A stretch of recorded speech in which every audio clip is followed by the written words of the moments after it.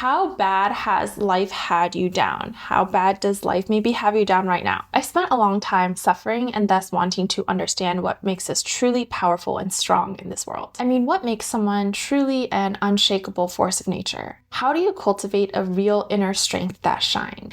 And this is not strength in a way to show off, wield power, or dominate over others, but a consistent underlying and unwavering strength that can help us persist through life. Some part of you has a deep desire to understand this sort of strength as well, and how to unlock this superpower in your own life. I believe that most of us are brought to this point of wanting to be able to accept everything in our lives because of reason, because of circumstance. We are looking and seeking liberation. In this modern world where there is so much accelerated change and so many power hierarchies and delicate structures that we all navigate and coexist in as players of the human game, radical acceptance is your secret weapon and your superpower. By the end of this video, you'll be able to confidently add radical acceptance in your toolbox as you continue along your journey of freeing yourself and moving towards more liberation. But Allie might say, I don't want radical acceptance. That sounds weak. That sounds passive. I want life to be better than what it is right now. I want to struggle less. I want things to be easier and I want things to be different.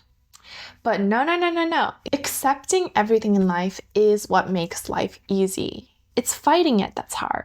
Radical acceptance is the way, and it is the powerful first step to your own inner superpower. Radical acceptance changed my life for the better, and maybe it will make more sense if I explain the me before radical acceptance kicked in.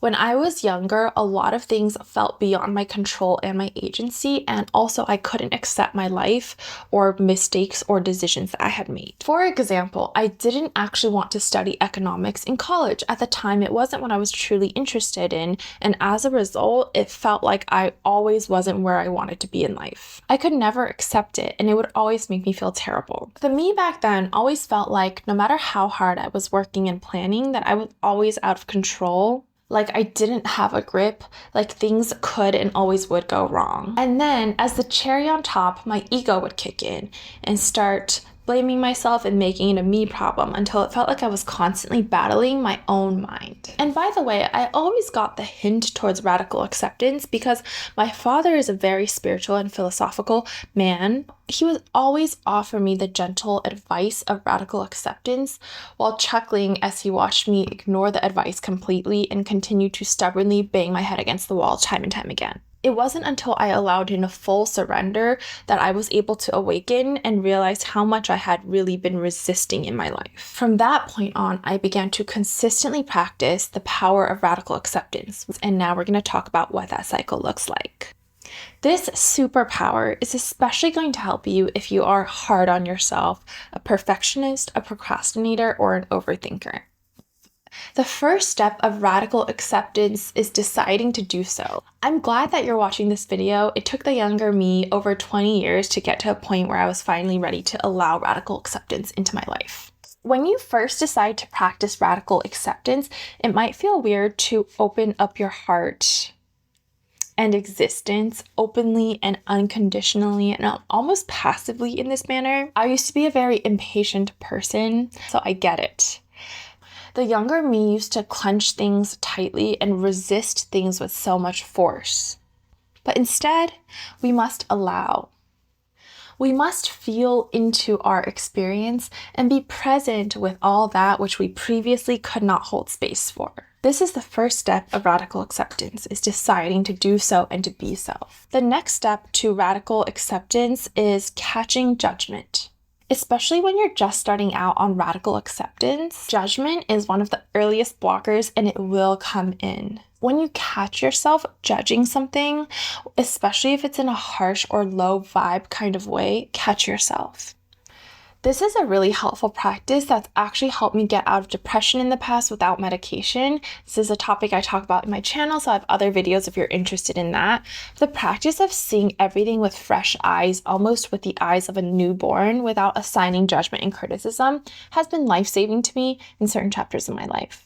Now, it's okay to judge things. Humans are naturally inclined to do so. But in the process of radical acceptance, we want to recognize judgment as it comes in because it skews the essence of things when we add our own cognitive label to things. Especially because these cognitive labels and judgments tend to come from our default conditioning as well as the conditioning of society. And society is not inherently built on radical acceptance, at least not yet. It's built on hierarchy, it's built on competition, it's built on capitalism and productivity. The third piece of the loop of radical acceptance, and this is my favorite piece, is agency. Your choice. I talk about self-actualization and waking up to our own agency all the time on this channel because I believe it is essential on our path to liberation. Surprise! Agency and choice also comes into the process of radical acceptance. Is when we, in the earlier stages, allow everything to be, catch and resist passing judgment on it, we then allow ourselves to pipe the F down and operate from our heart space.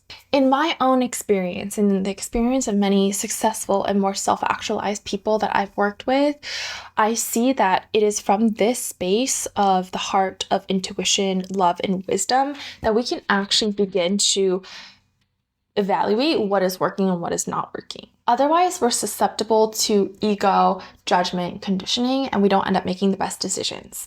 In this stage, my favorite stage, remember that you are a co-creator of your life. You always have agency. So now, where do you go from here? I won't get into next steps in this video, but I have a lot of adjacent topics on my channel, so please check those out if you're interested. One that you might like following this topic of radical acceptance is how to live your life in alignment or how to prioritize joy, which is another superpower. From my younger self till now, I've really changed the way that I see radical acceptance. And I do believe that radical acceptance means surrender to an extent, but it does not mean passive defeat. It does not mean negligence or being closed off to growth. Acceptance is merely a pause, a gentle and safe resting point. From there, we always have the chance to grow and build in the ways that we would love to experience in this lifetime.